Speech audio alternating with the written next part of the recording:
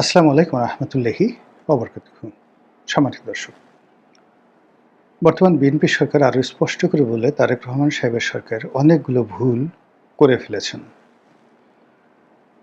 অনেকগুলো ফ্রন্ট, দ্বন্দ্ব বিবাদ এবং সংঘাতের অনেকগুলো ফ্রন্ট তিনি এবং তার সরকার খুলে ফেলেছেন এবং আগামীতে তিনি যে পথে যেভাবে এগুচ্ছেন এটি কোনো অবস্থাতেই তার জন্য ভালো হবে না। 1% সম্ভাবনা নেই।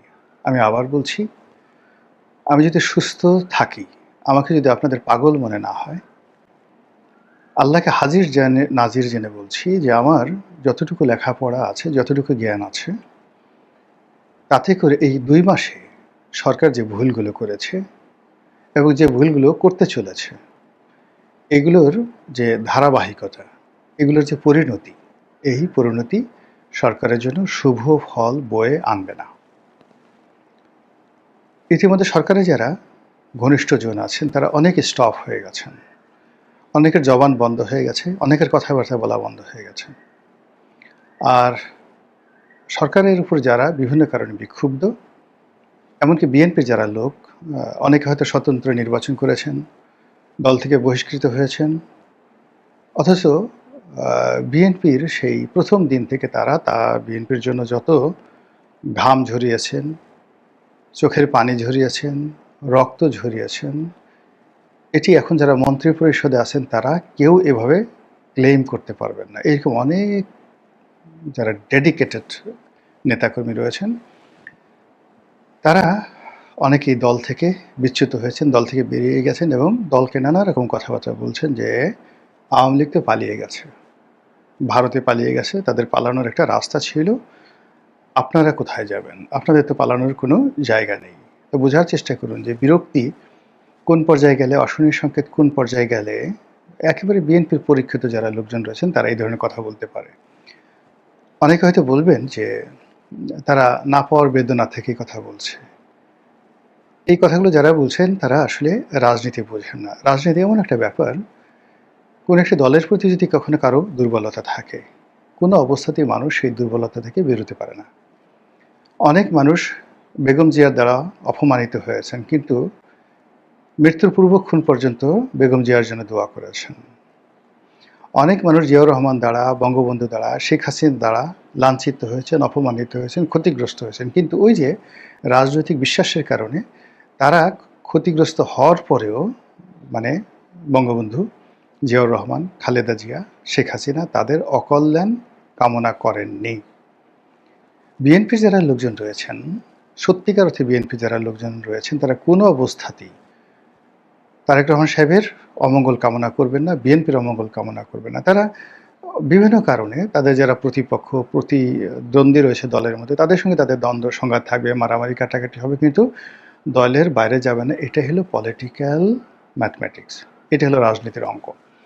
তো সেদিক থেকে হয়তো কেউ হয়তো এনসিপিতে গেছে, কেউ হয়তো জামাতে চলে গেছে, কিন্তু ইট ডাজ নট মিন যে তারা বিএনপির প্রতি বিরূপ বা যে কোনো কারণে বিএনপিতে তাদের মানে স্কোপ ছিল না বা স্পেস ছিল না, এই জন্য তারা চলে গেছেন। কিন্তু তারা কোনো অবস্থাতেই বিএনপির অমঙ্গল চাইতে পারেন না, কোনো অবস্থাতেই কেউ চান না। এটি হলো রাজনীতির ম্যাথমেটিক্স। তো সেই মানুষগুলো যারা, কেউ হয়তো বিএনপিতে আছেন, কেউ বিএনপি ছেড়ে গেছেন, কাউকে হয়তো বিএনপি বের করে দিয়েছে, তাদের একটা বিরাট অংশ বলছে যে আপনারা কোথায় পালাবেন। এটা বিএনপির জন্য একটা অশনির সংকেত। এত অল্প সময়ে কথাগুলো কেন আসছে? এখন আমি এই বিষয়ে আলোচনার আগে সংক্ষেপে ৩টি বিষয় বলি। যে ভুলের কারণে ডক্টর মোহাম্মদ ইউনূসের পতন হয়েছে, যে ভুলের কারণে জামাতের পতন হয়েছে,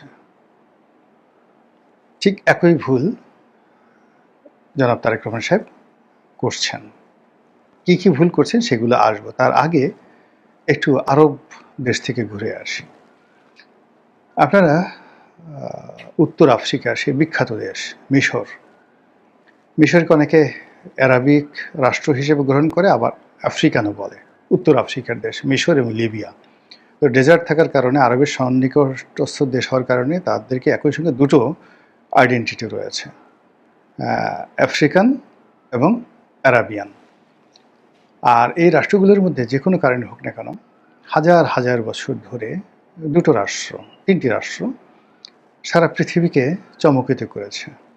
সভ্যতায়, কৃষ্টিতে, কালচারে, শিল্প, সাহিত্য, রাজনীতিতে এবং ইনভেশন, মানে সামরিক বিজয়। তার মধ্যে মিশর, সিরিয়া এবং পারস্য, এই তিনটে রাষ্ট্র। তো এই তিনটে রাষ্ট্রের মধ্যে মিশর যে কোনো কারণে সবাই ফেরাউনের দেশ হিসেবে জানেন। যারা মিশরে গেছেন তারা খুব ভালো করে জানেন যে এই দেশটি একটা বিধাতার আশীর্বাদ। এই দেশটি থেকে যা তৈরি হয়েছে, সৃষ্টি হয়েছে, ওগুলো সারা পৃথিবীকে ডমিনেট করেছে। যা কিছু ভালো, যা কিছু মন্দ, ধর্ম, কৃষ্টি, কালচার, তারপরে রাজনীতি, অর্থনীতি, যুদ্ধবিদ্যা, স্থাপত্যবিদ্যা, পৃথিবীর সব কিছুই তারা প্রথমে শুরু করেছে। মিশরীয় সভ্যতা পৃথিবীর আদি সভ্যতা। মিশরীয় জ্যোতির্বিজ্ঞান, আদি জ্যোতির্বিজ্ঞান, মিশরীয় জ্যামিতি, সেই যে টলেমির জ্যামিতি, এটাই পৃথিবীকে ডমিনেট করে সব কিছু। ফলে মিশরে যা কিছু ঘটে সেটা অন্যান্য দুনিয়ার জন্য উদাহরণ হিসেবে কাজ করে। যে পরিস্থিতিতে এখন মিশরে একটি সামরিক সরকার আছে, সিসি আছেন দীর্ঘদিন ধরে মুরসির পতনের পরে। তো আমাদের দেশে যে আগামীতে কোনো এরকম সিসি আসবেন না, এটা কিন্তু বলা যাচ্ছে না। এর কারণ হলো পরিস্থিতি কিন্তু ওইভাবেই শুরু হয়েছে। ২ নম্বর হলো যেখানে মুরসি, যিনি মুসলিম ব্রাদারহুড যে রাজনৈতিক দল, এই মুসলিম ব্রাদারহুডের প্রতিনিধি হয়ে সামরিক বাহিনীর বাইরে গিয়ে প্রায় ৩০-৩৫ বছরের যে একটানা সামরিক শাসন, হোসনি মুবারকের জমানা। মিশরে কিন্তু খুব বেশি দিনের না, অর্থাৎ ধরুন সেই যে দ্বিতীয় বিশ্বযুদ্ধের পর এখানে গামাল আবদেল নাসের আসলেন, তারপর আনোয়ার সাদাত আসলেন, আনোয়ার সাদাতের পরই হোসনি মুবারক, টানা। হোসনি মুবারকের পতন হলো আরব বসন্তের মাধ্যমে। এরপর সেখানে একটি গণতান্ত্রিক নির্বাচন হলো এবং বাংলাদেশে যে জামাত ইসলামী, এরকম জামাত ইসলামের যে আদি সংগঠন, এটির নাম হলো মুসলিম ব্রাদারহুড। সেই মুসলিম ব্রাদারহুডের যিনি প্রধান ব্যক্তি মুরসি, তিনি সেই দেশের গণতান্ত্রিক প্রেসিডেন্ট হলেন এই প্রথম। কিন্তু তিনি বেশি দিন টিকতে পারলেন না। তার অনেকগুলো ভুল হয়েছে এবং সেই ভুলগুলো কি কি, এগুলো আমি মিশরের যারা মুসলিম ব্রাদারহুডের নেতৃবৃন্দ রয়েছেন তাদের সঙ্গে কথা বলেছি। আমি মিশরের আল আজহার বিশ্ববিদ্যালয়ের যিনি চ্যান্সেলর, তার অফিস ভিজিট করেছি এবং তিনি রাষ্ট্রের দ্বিতীয় গুরুত্বপূর্ণ ব্যক্তি। তো সেখানে কথাবার্তা বলেছি, রাজনীতিবিদদের সাথে কথাবার্তা বলেছি এবং যে জিনিসগুলো আমি সেখানে বুঝেছি সেটাই আপনাদেরকে বলব। সেটা হলো মুরসি যখন ক্ষমতায় এলেন, সঙ্গে সঙ্গে এইরকম বাংলাদেশের জামাতের মতো বা সেই এনসিপির মতো যারা ডক্টর মোহাম্মদ ইউনূসের সঙ্গে ছিলেন, এরকম একটা প্রেশার গ্রুপ সেখানে নানা রকম মব তৈরি করা শুরু করলো। এই মব তৈরি করে এই বাংলাদেশের মতো তারা সেনাবাহিনীর বিরুদ্ধে মব করা শুরু করলো, পুলিশের বিরুদ্ধে মব করা শুরু করলো এবং খুব দ্রুত সেখানে একটি ইসলামী বিপ্লব ঘটিয়ে তাদের দীর্ঘদিনের যে হতাশা, ক্রোধ, ক্ষোভ এবং তাদের জানেন যে বিখ্যাত একজন নেতা ছিলেন সৈয়দ কুতুব, যিনি মূলত সেই গামাল আবদেল নাসেরকে দিয়ে সামরিক অভ্যুত্থান ঘটিয়েছিলেন 50-এর দশকে। কিন্তু বাংলাদেশে যেভাবে কর্নেল তাহেরের অবস্থা হয়েছিল, অর্থাৎ তিনি বিপ্লবের নেতৃত্ব দিয়েছিলেন কিন্তু তাকে মারতে হয়েছে। জিয়াউর রহমান সাহেব তাকে ফাঁসিতে চড়িয়েছেন এবং এটা জিয়াউর রহমান সাহেবের কোনো বিকল্প ছিল না, অনিবার্য ছিল তার জন্য। তো গামাল আবদেল নাসেরও একই অবস্থা। তিনি ক্ষমতা এলেন বটে, কিন্তু সারা মিশরে মুসলিম ব্রাদারহুড এবং সৈয়দ কুতুব এমনভাবে প্রভাব বিস্তার শুরু করলেন যে তাকে গ্রেপ্তার করে তাকে ফাঁসিতে লটকানো ছাড়া ওনার আসলে ক্ষমতায় টেকা কোনো সম্ভব ছিল না এবং সেই কাজটি তিনি করলেন। এজন্য এরপর থেকে মুসলিম ব্রাদারহুডের উপর রাষ্ট্রীয় শক্তি গামাল আবদেল নাসেরের জমানা থেকে একেবারে আজকের দিন পর্যন্ত রিয়েল টুডে বাংলাদেশে যেভাবে জামাতের উপরে আওয়ামী লীগ নির্যাতন চালাচ্ছে, কন্টিনিউয়াসলি এইভাবে মুসলিম ব্রাদারহুডের উপর সেই মিশরের সরকারগুলো নির্যাতন চালিয়ে আসছে এবং সিসি সরকারও সেই নির্যাতন চালাচ্ছে। তো এই দীর্ঘদিনের বঞ্চনা গঞ্চনা এর থেকে বের হয়ে যখন মুরসি প্রথম প্রেসিডেন্ট হলো, তারা যে কাজটি 10 বছর বসে করবে সেই কাজটি তারা 10 দিনের মধ্যে করার চেষ্টা করতে থাকলো। ফলে কি হলো, আবার আর একটা প্রতি বিপ্লব ঘটে গেল এবং সেই বিপ্লবে মুরসির পতন হলো, গ্রেপ্তার হলেন, মৃত্যুদণ্ড হলো, জেলখানায় মারা গেলেন এবং আমেরিকার আশীর্বাদ নিয়ে সিসি ক্ষমতায় আসলেন এবং এখন পর্যন্ত সিসি ক্ষমতায় আছে।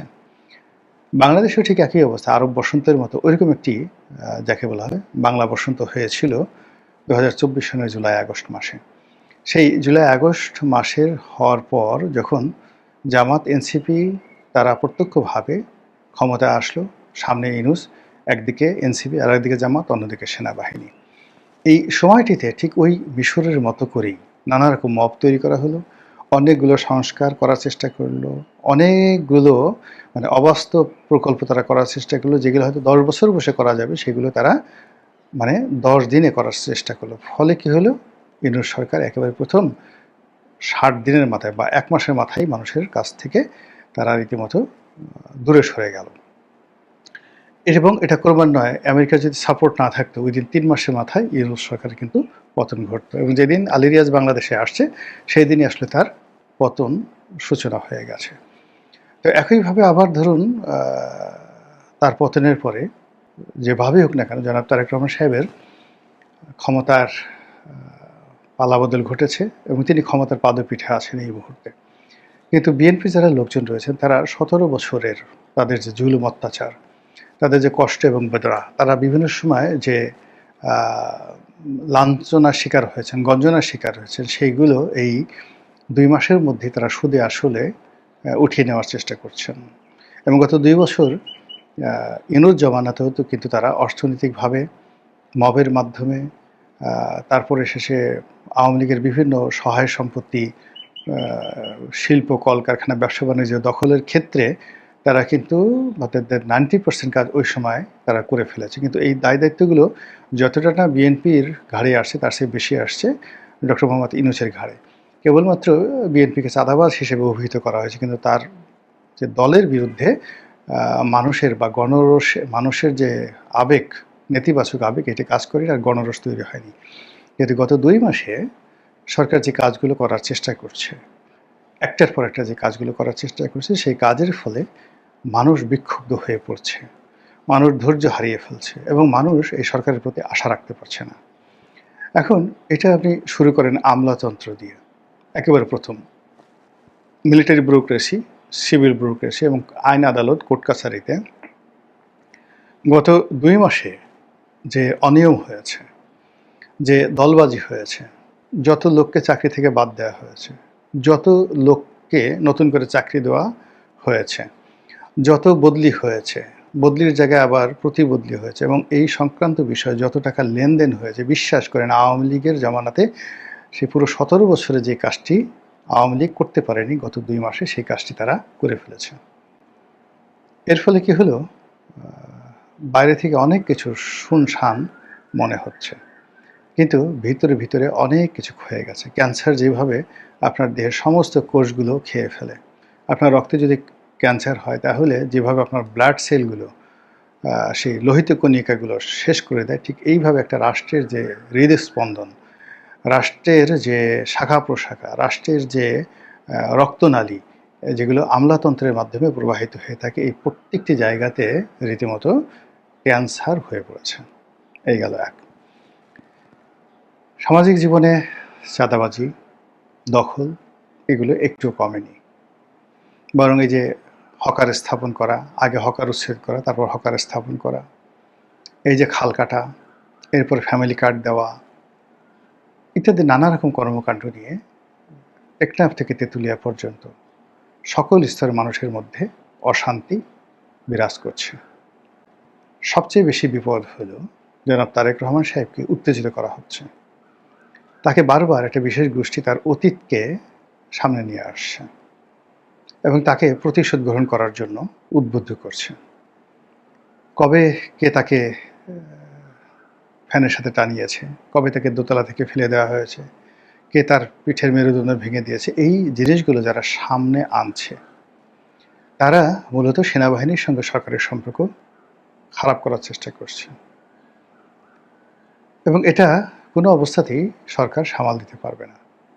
যখন তারেক রহমান সাহেব লন্ডনে ছিলেন, নিঃসন্দেহে তিনি প্রতিজ্ঞা করেছিলেন এবং কমিট করেছিলেন যে তার সঙ্গে, তার পরিবারের সঙ্গে যা হয়েছে তিনি ক্ষমা করে দিয়েছেন। তিনি ক্ষমা করে দিয়েছেন এবং এই জিনিসগুলো নিয়ে আর নাড়াচাড়া হবে না। কিন্তু এই জিনিসগুলো শুধু নাড়াচাড়া হচ্ছে না, যতটা না নাড়াচাড়া হচ্ছে তার চেয়ে আতঙ্ক বেশি ছড়ানো হচ্ছে। একজনকে ধরা হচ্ছে, ১০ জনকে ভয় দেখানো হচ্ছে, এবং যেখানে ভয় দেখানো হচ্ছে সেখানে বিভিন্ন মানুষ নানা রকম আর্থিক লেনদেন যে করছে না তাও কিন্তু বলা যাচ্ছে না। কিন্তু বুঝতে হবে যে বাংলাদেশের দুটো সেন্সিটিভ জায়গা, একটা হলো বিচার বিভাগ আর একটা হলো সেনাবাহিনী। এই দুটো জায়গাতে আপনি যে কোনো রকম লীলা খেলা করেন, যে কোনো রকম আপনি বিচ্যুতি করেন, যে কোনো রকম ভুল করেন, ভ্রান্তি করেন, এটা কোনো অবস্থাতেই রাষ্ট্র হজম করতে পারে না, কোনো সরকারও হজম করতে পারে না, ব্যক্তিও করতে পারে না। এটা অনাদিকাল থেকে। আপনি চিন্তা করেন যখন সেই জেনেসারি বাহিনী ছিল সম্রাট সুলতান সুলেমানের, মোর দেন মানে 300 years they rule the whole world. এই যে বাহিনীর মাধ্যমে, সেই বাহিনী বেশ কয়েকবার যুদ্ধ করেছে, বিদ্রোহ করেছে, বহু সুলতানকে, অটোমান সুলতানকে তারা হত্যা করেছে, বহুবার প্রাসাদ আক্রমণ করে সেই এক সুলতানকে মেরেছে, আর এক সুলতানকে ক্ষমতাচ্যুত করেছে। এই কাজগুলো তারা করেছে, কিন্তু তারপরেও সেই জেনেসারি বাহিনীর সঙ্গে সমঝোতা করেই কিন্তু সম্রাটদেরকে রাষ্ট্র পরিচালনা করতে হয়েছে। ৮০০ বছর সামুরাই শাসন ছিল জাপানে, জাস্ট সেনা শাসন।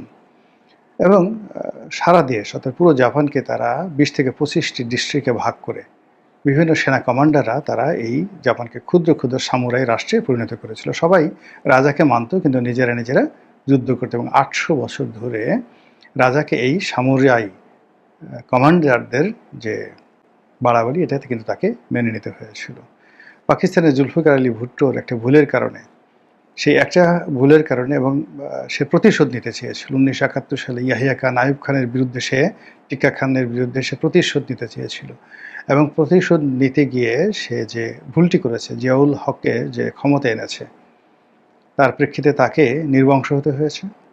এবং এখন পর্যন্ত পাকিস্তান, সে জুলফিকার আলী ভুট্টোর পরে এখন পর্যন্ত পাকিস্তান সেই সেনাবাহিনীর কর্তৃত্বেই চলছে। সো যত সহজে মনে করা হয় সব কিছু, পরিস্থিতি কিন্তু তত সহজ নয়। সব কথা বলা যাচ্ছে না, কিন্তু আমার কাছে মনে হচ্ছে যে কিছু কিছু জিনিস আছে ভুলে থাকতে হয়, কিছু কিছু জিনিস আছে ক্ষমা করে দিতে হয়, কিছু কিছু জিনিস আছে প্রতিশোধ নিতে হয় না। কিন্তু বর্তমানে যারা ক্ষমতা আসছেন, they have forgotten everything, all of the rules, and they have already break many rules and regulation in the history. আল্লাহ জানেন কি আছে। আমার যতটুকু দায়িত্ব সেটাই বললাম। আশা করি সরকারের কর্তা ব্যক্তিরা অনুধাবন করতে পারবেন। আসসালামু আলাইকুম ওয়া রাহমাতুল্লাহি ওয়া বারাকাতুহু।